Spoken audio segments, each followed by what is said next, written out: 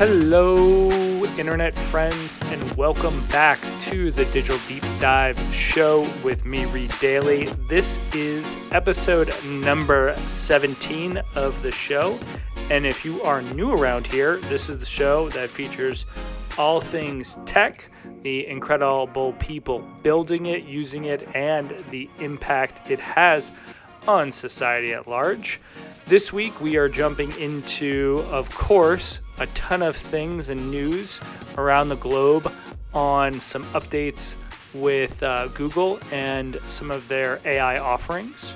We're going to talk about how Shopify is also integrating AI into their business magic and start to do more of a spotlight on NetSuite and some of their great capability. Moving from there, we're going to do a little bit of I'm struggling with if I want to call it a podcast or a video because it's kind of a bit of both, but basically a feature that was released by Craft Ventures on the right framework for thinking about your startups.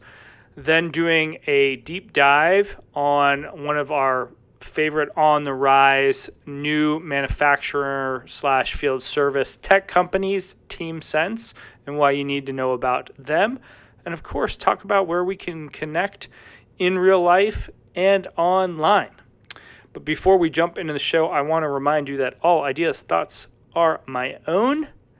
And you can download this show on Apple Podcast, Spotify, Google Podcast, YouTube, and of course, like and follow, subscribe to the show on Twitter /X, however you want to call it, and Instagram at the Digital 3D Show. Okay, with all of that said, let's jump into the news around the globe. All right, so the first two stories are all about what Google recently released in their annual Summer I/O conference. The first thing I really want to talk about is Duet AI for Google Workspace. So Google Workspace is Google's version of Microsoft Office, and Duet AI is essentially Google's answer to Microsoft's Copilot. And the idea is that you'll be able to use for, I think, roughly $30 more a month per person, the ability to use their AI capabilities across their different apps and app ecosystem. Now, what will be really interesting to me is, Google showcased a lot of the features within the app ecosystem, but if an app is built for Google Workspace by a third party, it'd be really cool to see how they could possibly leverage some of the API to tap into some of those insights.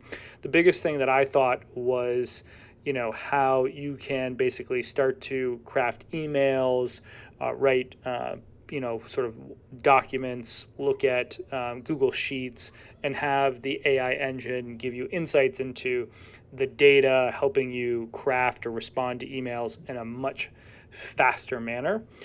The second piece the second story really is Google AI for meetings. And one of the biggest things that essentially Google's talked about was the fact that with this solution, you're going to be able to have Google do some AI capture for notes, action items, and even video snippets, and essentially be the perfect note taker. And this is going to be really powerful because I find so often that many people, I know I'm guilty of this, you're in the moment and you either forget to capture notes or you're in the moment and start capturing notes and you sort of lose the flow. So to just be able to have that conversation with one or many people and have all the action items and notes captured with all the transcriptions would be really cool. I've looked at some of the third-party solutions that are in the marketplace that do similar things like this. And one of the biggest things that I thought was market share of the conversation, just seeing who was talking the most or the least and what was their tone and sentiment. And I think that's going to become more and more important, not for as much small group meetings, although it certainly could be used, but when you're giving larger presentations, say to your business unit or your whole company, if you could, one, A/B test some of your conversation, talk points and talk tracks, but also see kind of what's the tone and sentiment of your staff. One would assume that down the road also you're going to be able to use some sort of biometrics readers, namely the video camera, and see people's reactions to certain news or announcements. The other joke that was made, or not a joke, but the other comment was made that essentially you could essentially miss the meeting, and you could actually have someone capture some notes or even give some inputs, text, I assume, probably not an avatar, although that could be down the road. And, that could be pretty powerful in the event people are out of the office or just not available. What I would love to see from Google or third parties is the ability for meetings to be templatized. So too often am I asked to attend meetings with no objective or agenda, much less action items in a structured or organized fashion. And the company that I've seen do this really nicely is Fellow.app, and they integrate with Asana, and you can have one or many templates in terms of your meeting agenda, and you can actually have people collaborate on that in real time before the meeting, and then meeting notes are captured and action items are tracked. So from a Google lens, you could basically say, we're going to have a meeting, we've got a loose agenda, we want people to add to the agenda, attach images, documents, whatever. And then in terms of the action items are captured and then assigned to different people's tasks at an individual or group level, and it's all done automatically. Now, I know Fellow typically integrates with Microsoft, although they might actually integrate with Google. I'm not 100% sure, but that's where I've seen them play more. But a service like this, either from Google or a third party, it would be super interesting for me, and also give sort of standards to organizations or business units who have different types of meetings.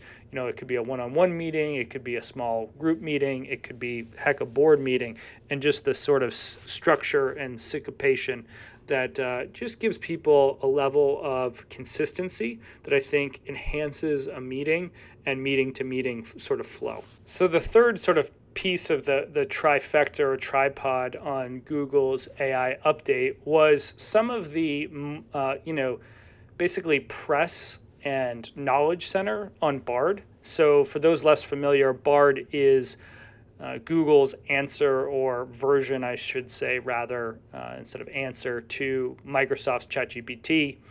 Bard was created as part of the DeepMind's acquisition from Google many, many years ago. And Google was hesitant in bringing this to the market, but because of ChatGPT, I don't want to say they rushed it, but they definitely brought it to market after they sort of proved it out. So we'll call, I believe they're still calling it a beta. But one of the big things that they've noticed is some people don't know how to use Bard. And, for me personally, as someone who's not just tied to Google and looking at Google versus Microsoft, there are definitely use cases to, using ChatGPT versus using Bard. I find Bard gives me some of the outputs. Now, granted, I'm on ChatGPT's free version, but Bard gives me some of the inputs or outputs in a slightly different manner that I like for more lists and summaries, whereas ChatGPT I use for more like writing as well as sort of outlining. So I think of Bard as more like research and bullets that I then pursue with additional Google searches. Anyway, they've put together a knowledge center as well as a series of YouTube videos to highlight kind of what Bard is, how to use it, how to interact with it. And if you're newer to using some of these, AI tools, I highly recommend checking out the video from YouTube on Bard. Moving from talking about all things Google, let's continue down the AI train or journey, however you want to think about it, and let's talk about Shopify. So everyone knows Shopify is the global leader in e-commerce, and Shopify has enabled free AI features which will integrate across the products and workflow to make it easier for you to run and grow your business. Shopify Magic, which is the term they're giving, combines all the power of Shopify with the latest advancements of AI technology to provide personalization, contextual, relevant support for a range of tasks across store building, marketing, customer support, and back office. So from watching the demo, it really looks like they'll be able to do sort of customer experience through automatic text generation. They can almost use it as like a sidekick for selling, and they can also help you with customer support. And if you think about this, it's just further helping Shopify differentiate itself and help educate and move the buyer through the buyer journey.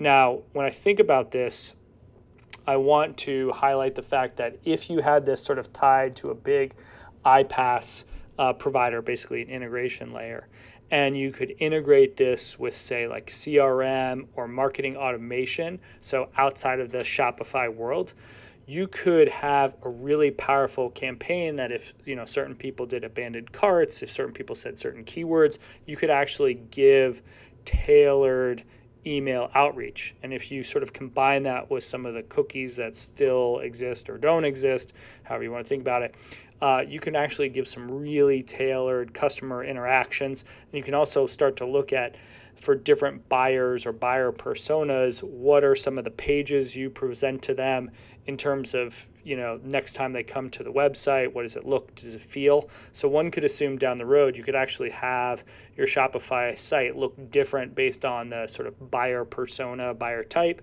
and then the number of times they come, you could present different product segmentations based on their past journey, is where I think this will likely go if I was reading between the lines or had a crystal ball. All right, so that wraps it up for the global news. Now let's talk about NetSuite. And you'll notice that you're going to start to see more and more NetSuite popping up on the show. I'm spending more time getting to know the platform. I'm really impressed with its core capabilities, which are, finance, CRM, reporting, workflow, but they've got the whole app ecosystem in Suite World. I also love the fact that they do 2 major releases every year, so they're launching new products and services as well as, the third parties in their Suite app ecosystem.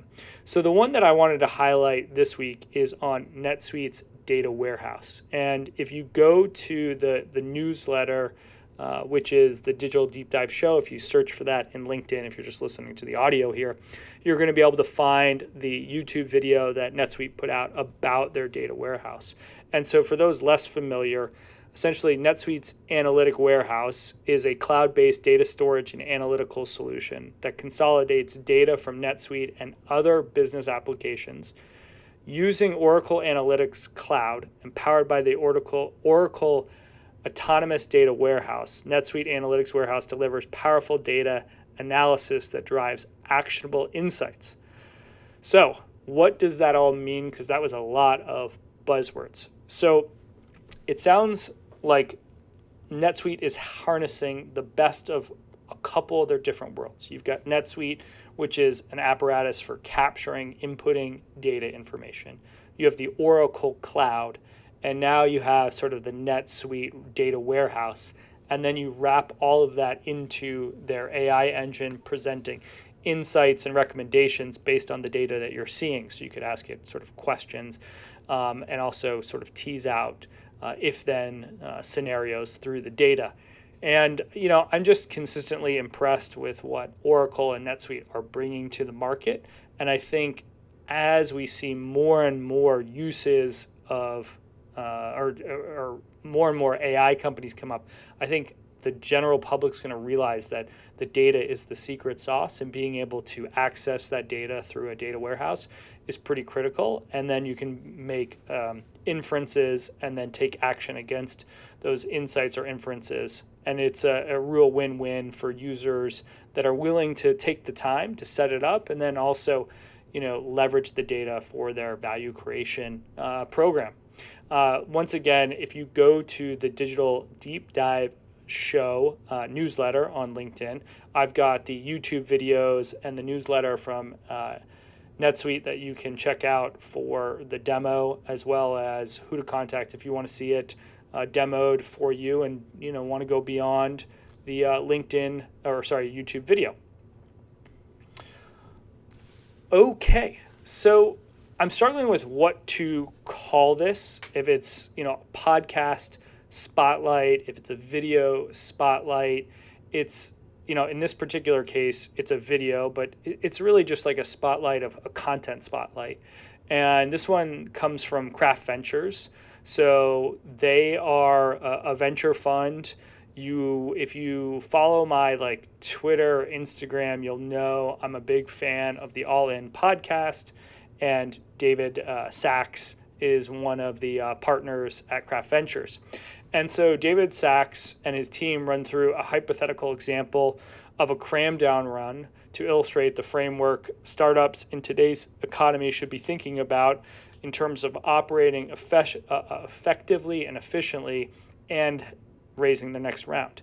So what's great with the video, it's about 30 minutes, but they kind of outline the key elements of the video. So if you don't want to watch all 30 minutes, you can actually jump into certain different parts from basically just the setting it up, what is a cram down round, exit opportunities outlined, kind of how did this happen in terms of the ecosystem, just basically in terms of the macroeconomics. In terms of my key takeaway from the video, it was really about unraveling the intricacies of funding rounds and investor dynamics and the role of early stage advocates, and basically that founders are empowered to navigate the startup terrain with the foresights and resilience of the macroeconomics that are coming down. It really became, when I think about this in terms of the aim, obviously they were doing this for their where they've deployed their capital, basically their investments, and emphasizing that these startups think about harmonizing their strategy with their growth aspirations, and really trying to help them sidestep pitfalls as they forge a path forward to be successful and obviously grow. If you want to learn more, what I did is I included the link to the YouTube video from Craft Ventures. You can subscribe. Obviously go over to craftventures.com and check out their website to see their other investments and learn a little bit more about their team. So for this week's deep dive, I want to talk about one of the companies that I am keen to examine and keep my eye on that I think is really on the rise, which is TeamSense. So one of the biggest things that came out during the pandemic was the rise of Slack and Microsoft Teams. And I was constantly inundated by customers in the manufacturing space and the distribution, basically anyone that has got frontline workers, and saying, I'm not willing to pay $30 a month to buy a Microsoft license so that I can chat with team members. Also, the challenge is team members are not provided with a company-issued device, meaning they've got to have some sort of app or service on their device. Sometimes that came with a security package that just felt cumbersome for a frontline worker. And so TeamSense has, thanks to Bonafide Ventures and the Operator Collective, which are two venture funds, they've raised $4 million to essentially circumvent the app ecosystem and use text messaging and other solutions, basically not to install an app on your phone, which allows frontline workers and the companies that employ them to do attendance tracking, communication, mobile forums.